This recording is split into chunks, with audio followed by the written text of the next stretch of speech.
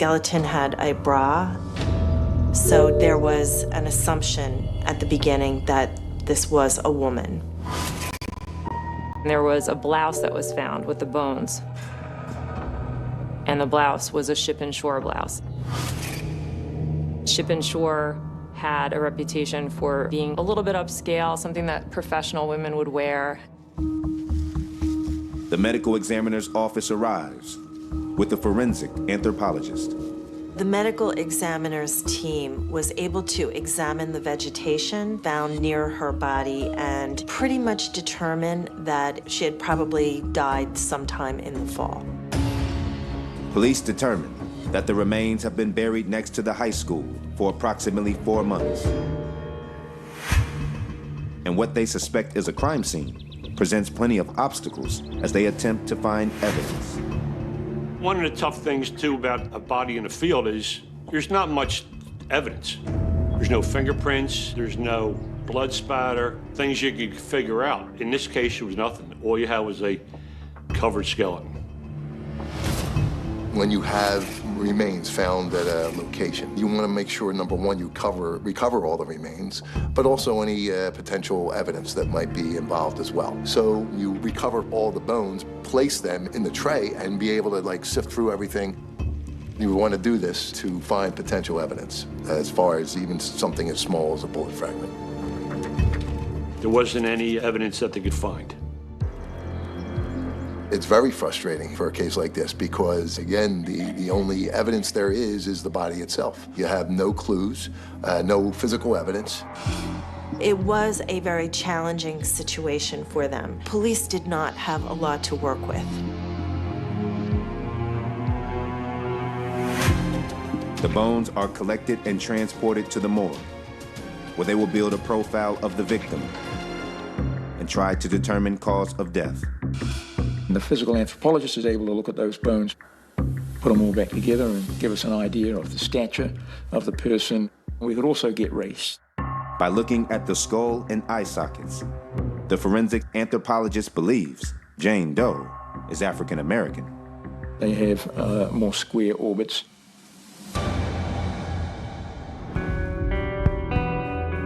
The pelvic bone confirms that the remains are female. Looking closer, they glean another detail. She had indeed had a child.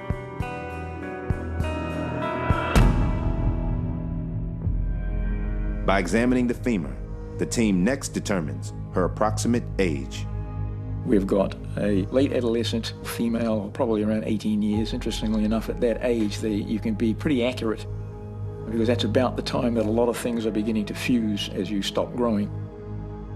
Emmy's office determined that she was African American, that she was about 18 years old. She had a child. Although they still don't know the young woman's name, the team has determined a basic profile of Jane Doe. But how did she die? They don't know a cause of death. They don't know how she got there. They don't know who did this. To rule out an overdose, they run toxicology on the remains. They submit samples taken in the field from 2 unlikely sources: insects that feed on the body and soil from beneath the bones. Because insects ingested the body at time of death, if drugs were in the victim's system, they might be detectable in the insects too. The pupa holes of the maggots that are left behind, the best representative of what the body was like at the time they were feeding on it, becomes very acidic. And that actually stabilizes a lot of drugs, like barbiturates, cocaine, even heroin, we would have found, in all likelihood, if they were there. Drugs might also be present in the soil. As a body decomposes, human tissue liquefies and pools under the body.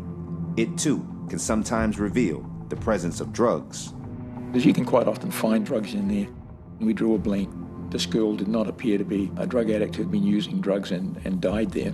So now we've got to figure out why this young lady was there. The skeleton sometimes will give you some answers. If somebody's shot in the head and you have a skull, and you'll see a clear hole in the skull. In this case, there was no marks on the skull. There were no nicks or anything to the bones that would indicate it was a stabbing. We examined the neck. We were not able to say from the bones that she had been strangled. She didn't die of natural causes. There was something that caused her death. There was no determination of the cause of death other than that it was unnatural, because obviously nobody's going to bury themselves in a shallow grave and decompose. In those days, they said unnatural. Nowadays, you would have to say homicide. How did she get in that field, and how did she die? What was the cause of her death? Those are all still questions that need to be answered. Investigators know that somewhere out there was a family looking for answers. I couldn't even imagine not knowing what happened, possibly thinking the worst. It must have been such a horrific time for the family. This is somebody's mother. This is somebody's daughter. Who is this person? Who do these bones belong to?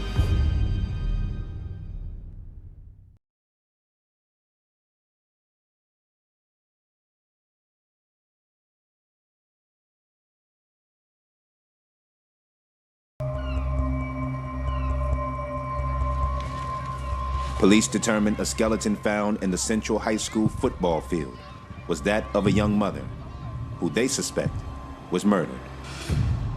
Usually when a homicide occurs, one of the big things is you know who the body is, who the person is.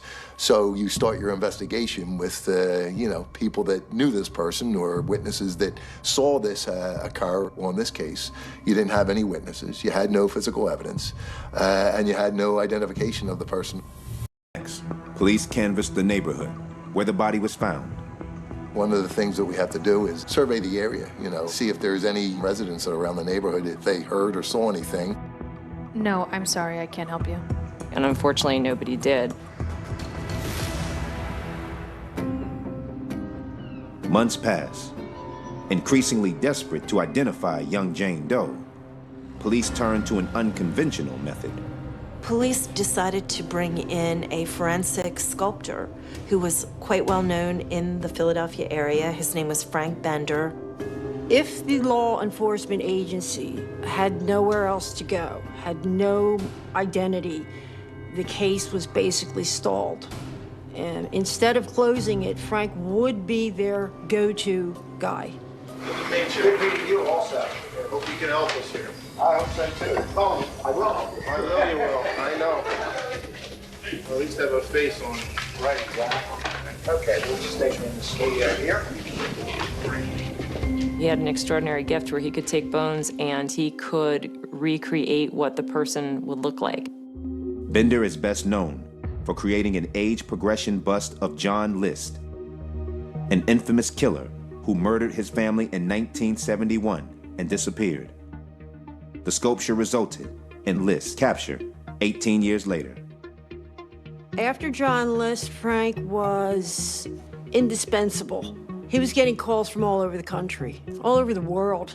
He worked with Scotland Yard. Bender's technique is part science, part art. We have a set of measurements that we use to determine skin tissue thicknesses and so forth of the skull. The studies have been done for years from different wars. The Second and the Korean War, where American soldiers were unable to be identified. The studies led scientists to create charts that forensic artists use to accurately reconstruct faces. Then, the artist applies clay to build up how the victim's skin would have sat on the skull, revealing a composite face. Your skull determines who you are and what you look like. And that's basically what a composite facial reconstruction is. After he had the levels correct, that's when he would start putting in his own creative knowledge of what he thought the person was going to look like. I'd say 60% is science, and the rest of it is artistic ability of the person doing the job. He was pretty well set in his success, identifying homicide victims. According to the anthropologist, female, medium build. And these are all the photographs of the scene and the clothing. And that's all we have for you. All right, well, that's good. He had gotten the skull from a medical examiner's office. He knew some of the facts, possibly of the age of the victim. and the gender of the victim. The skull and the evidence were sitting out on the table, as well as the crime scene photos. And there was an article of clothing sitting there. And I happened to notice that it was a Ship and Shore blouse. And I said, Ship and Shore is a nice article of clothing. It's a nice brand of clothing. He used his intuition to inform his art. The way that he interpreted the clothing was he felt that she was a very hopeful person. He came to believe that this young woman, whoever she was, did have a plan for her life, and he was pretty struck by that. Bender gets to work building clay on the skull, based on a series of anatomical charts. Frank would take the skull and use facial thickness markers and glue them on at various spots on the face up to the level that he thought the skin would go to. After he had the levels correct, that's when he would start putting in his own creative knowledge of what he thought the person was going to look like. He would apply eyeballs, eyelashes, eyebrows.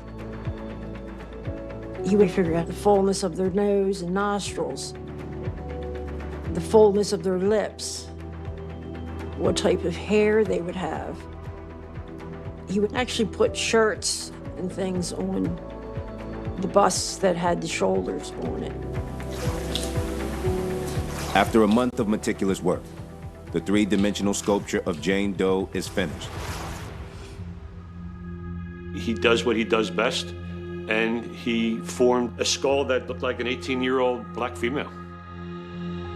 This bust of this young woman is a total piece of artwork. For you to be able to just look at a skeletal remain and a shirt and think of how to put her head looking up and the hairstyle and everything, it's art. It's complete art. It's unexplained how this man can do this. But will the three-dimensional depiction of this victim help identify her? After Frank completed the reconstruction, he would then take photographs for the news media. Once Frank Bender made the bust, it was put out to the media in hopes that maybe someone would recognize it. It was shown on the local news stations. Forensic sculptor Frank Bender is hoping this bust will help investigators identify a Jane Doe, whose decomposed remains were discovered 2 years ago. We thought somebody's going to come forward now.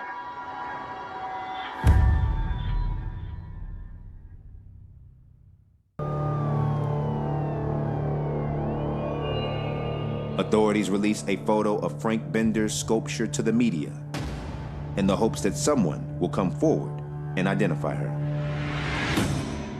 This is forensic sculptor Frank Bender's clay bust of Jane Doe, who was found in the football field at Central High School 2 years ago. Police are hoping someone will see this image and recognize her. If you have any information, please call the crime hotline. Unfortunately, nobody comes forward. There's nobody that looks at it and says, I know who that person is. So the case still remains unsolved. 2 years go by with no leads, and the case goes cold. It always bothered Frank when nothing happened. He wanted immediate results. Frank was really stumped by this case. It bothered him that no one could figure out who this young woman was.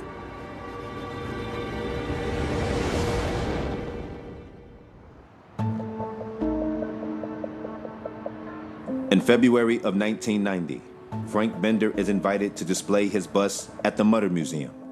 The exhibit actually showcases how his forensic sculptures have helped to solve cold cases in the past. Frank thought this could have been another way to put her out publicly again, to try to get her identified. They bring that bust up to the Mutter Museum and will display with other busts. I tried to make the show as honest as possible. Then I put a facial reconstruction lying on the floor, hit her at the bottom, because this is the way she was found. She was found on the ground. She had been lying there for months.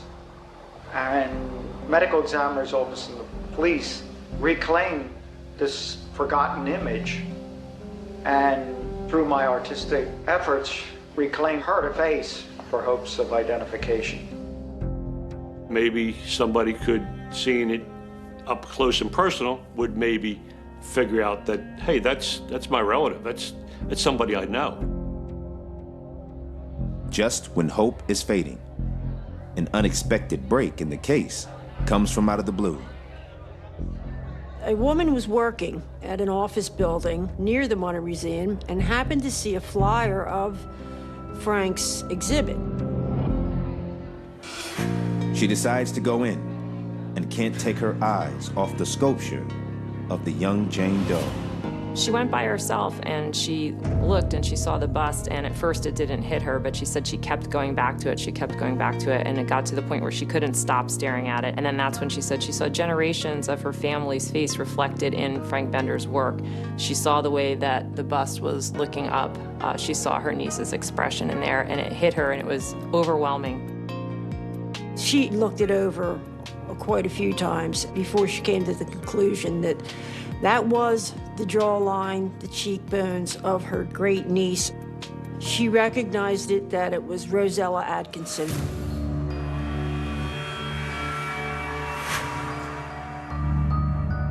Rosella had been missing for 3 years, so this is a pivotal moment. It's Rosella, or Roro, as her family affectionately called her.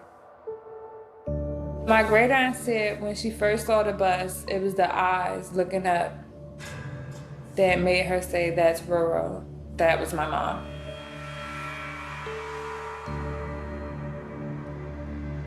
It hit her and it was overwhelming, and she immediately went to the phone and she called Rosella's mother.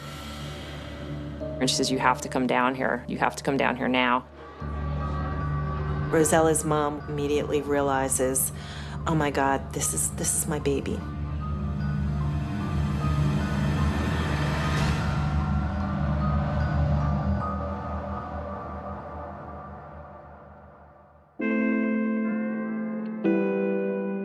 Rosella had disappeared on October 12, 1987, 3 years earlier. Rosella Atkinson was 18 years old. She was part of a tight-knit family. She had recently had a child. Her daughter, Letitia, grew up without her mother. Talking to my family, my mom was a typical teen. She liked to go to the mall. She liked to listen to music. She liked to dance. She loved to have fun. She loved her family. She loved her friends. And she was getting used to being a young mom. She had an infant at home, but she wanted to go out with her girlfriends. She wanted to have fun. You know, she wanted to do the things that girls her age were doing. From that night, she walked out the door and never came home.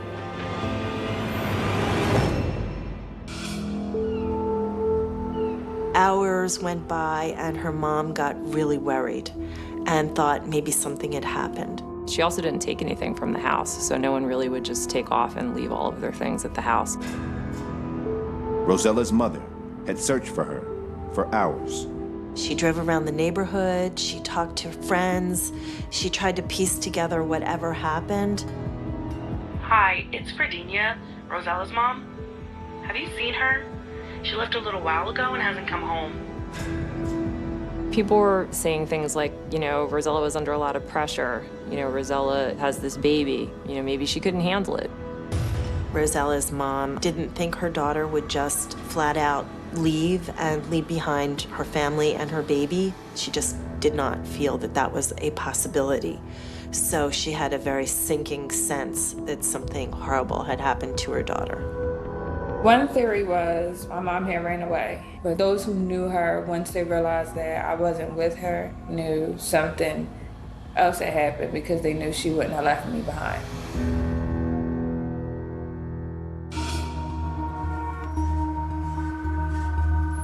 The next morning, Rosella's mother called 911. What's your emergency? Hi, I'm calling because my daughter hasn't come home. She was on the stoop with her friends last night, and I'm afraid she's missing. Police take an incident report, but since Rosella is an adult, there isn't much they can do. They do note it on a what's called a 7548, which is a incident report, a small incident report. But Rosella's mom thought it was an official missing persons report, but she was 18 years of age. She could go anywhere. She was an adult. No official missing persons report was taken.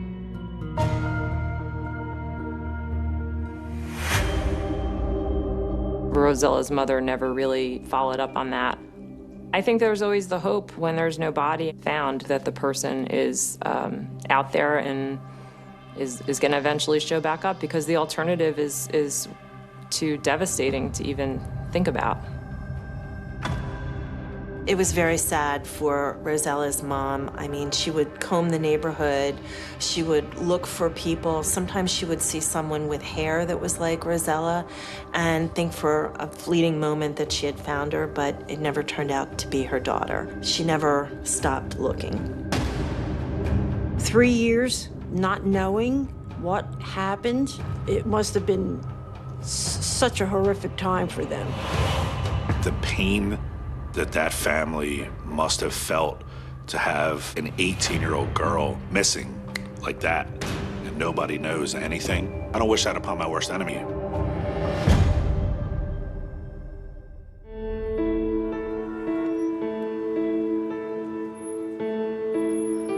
The Atkinson family believes Frank Bender's forensic sculpture at the Murder Museum exhibit is of Rosella.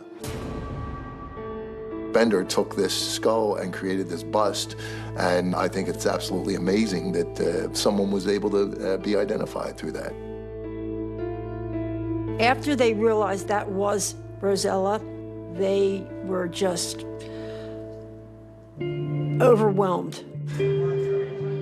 And they were trying to find someone to let them know, we know who this person is. This is my daughter. This is my great niece. Someone, please, please help us. They went to the curator and said, we think we know who that person might be. That was quite of a shock to the curator. They called the police. It's a big break. Now we have a name to the victim. If it wasn't for Frank Bender, Rosella may not have ever been identified. I think Frank Bender is very talented, very gifted to take just a skull and to sculpt it into something spot on as it was to my mom is an amazing gift. I thank him for not leaving her alone. I think if it wasn't for him, she would not have been identified today.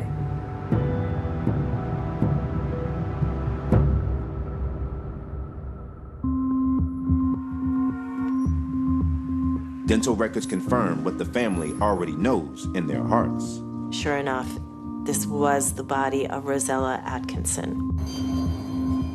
Now they finally have an identification, but there's still a question of what exactly happened and why.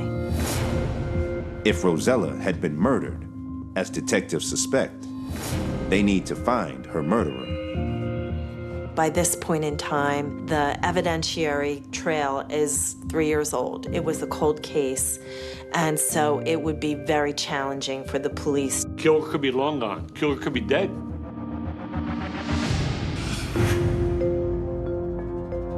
Police start by questioning her mother, who had called police the night Rosella went missing. When she didn't come home that night, Mom did call the police to report Rosella missing. She was 18 years old, so that missing persons report wasn't made, not the official one anyway. Detectives do glean some details about Rosella. Rosella, she liked to go out, but she always came home at night. She wasn't the type of person that would just leave without telling anybody. Her family said she did not have any enemies, and she liked to frequent the bar around her neighborhood. After speaking to Rosella's mother, they began to question neighbors and the young woman's friends. Police go out and they start interviewing people that knew her. But remember, this is 3 years later. They forget exactly what was happening during that time. They forget when they last saw her. They were all just kind of like, you know, we really don't know what happened to her. She was from the neighborhood, she was a nice girl, but I have no idea what happened to her. But in a stroke of luck, they get their first possible lead. Brian Hall, a regular at the local bar Rosella frequented. Claims he remembers seeing Rosella the night she went missing. Rosella Atkinson meets up with Brian Hall. He's an older guy that she knows from the neighborhood. She used to call him Uncle.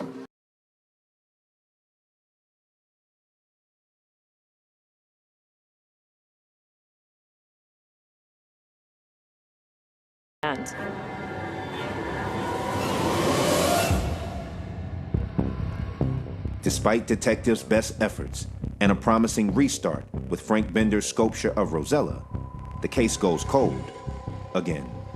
Detectives went through every lead that they could possibly do to find out who the killer was.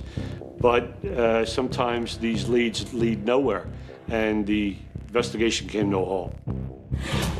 It's not like the case is forgotten about. It is put in the back burner, but it's not the lead case that this detective is going after, because he has other cases coming in all the time.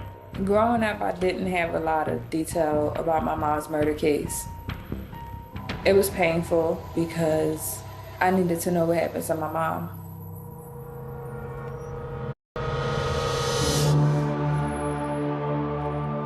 Nearly 15 years pass before there is another glimmer of hope in solving the case.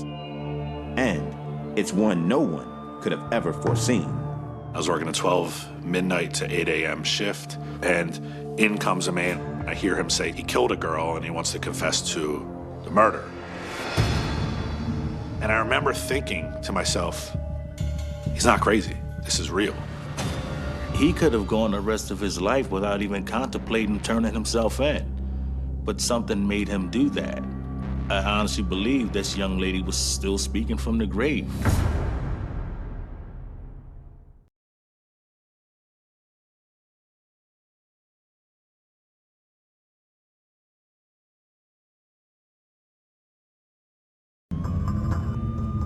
The Rosella Atkinson case is blown wide when a man walks into the 14th District Station on September 29, 2005. I was 22 freaks come out at night. You would get people coming in saying weird things, like, I killed Jimmy Hoffa, I know where Jimmy Hoffa is. You entertain them and then you say, all right, have a nice day, pal. But as see him look up at me, look over towards me, and he goes to walk out, I still can't explain it to this day. I have no idea what made me tell him to kind of stop. At that point, I called out to him to come talk to me. He told me that if I let him walk out that door, he wasn't coming back. He said I killed her. The officer gets the man to sit down and explain. He makes a shocking confession. You're gonna think I'm crazy, but I'm not. I killed Rosella Atkinson. I'm believing that he's not crazy, and I'm believing that he killed a girl. It's Brian Hall, the man who told police 15 years ago that he had seen Rosella the night she disappeared. But at the time, he had insisted he had known what happened to her. He told me that he wanted to confess to it before and didn't have the guts to do it. He was too much of a coward to confess to it, and that he was interviewed about it before and he lied. I was gonna confess a long time ago, but I chickened out. My conscience has been eating at me for 18 years. The more he would talk, the more I could see he was speaking from memory. He wasn't making anything up. He wasn't fumbling anything. And then he starts getting into details. We got into a little scuffle, and well, that's when I put my hands around her neck. I guess I was a little too rough on her, but I didn't mean to kill her. He said that it was haunting him. He would see the girl's face in his dreams, and he had to get it off his chest to me. In the back of my head, I'm thinking, good. You strangled this girl and killed her and dumped her in the woods like a piece of trash. I hope she haunts you forever. They immediately read Brian his rights, handcuff him, and officially take him into custody. I remember getting the file and looking at it and thinking what an absolute shock this is going to be to the family. I remember driving to their house with the detectives, and I remember going into the kitchen and meeting Rosella's mother and telling her that we have the person that did this to your daughter and we're going to prosecute him. There was a lot of emotion, a lot of crying. When Brian Hall turned himself in, it was a shock to know that it was someone from around the neighborhood, someone who knew her and who she referred to as uncle, someone who's friendly with the family. And to continue to be friendly with them after is horrific. It was somebody that they saw all the time and saw him regularly since Rosella disappeared, and that he just conducted himself like nothing had ever happened. So that was a double shock, really. I was angry. I was hurt. Why did you kill my mother? Did you have any remorse for it? The damage that was done? Did you even care what was going to happen to her daughter? Did you even think about her after that? Like, it was a lot. After hearing Hall's story, detectives can finally piece together what happened to Rosella Atkinson. On the night of October 12th, 1987, Rosella decides to head over to the neighborhood bar. Brian Hall was also at the bar that night. They go into the field behind Central High School, a football field, to have sexual relations. Then he says he was drinking, so he blacked out, and he woke up in the field with her. He keeps money in the shoe, and the money wasn't there. He instantly starts to blame Rosella for taking his money out of his shoe. They fought a little bit, and then he strangled her until she was dead. The body was dragged into a corner. The body was covered with twigs and weeds. He had time to do that. It wasn't until several months later that the actual skeleton is found. It is something that Manny Peters, the young man who discovered Rosella's remains, will never forget. February 25th, 1988. I was 17 years old. We were throwing the football around, and I come across the body. It must have been meant for me to find it that day. You know, just being able to help the family come to gain some type of closure.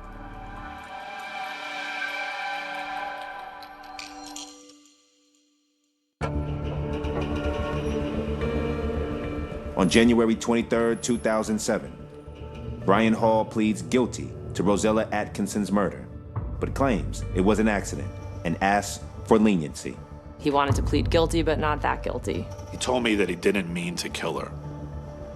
How do you not mean to kill somebody when you strangle the life out of them?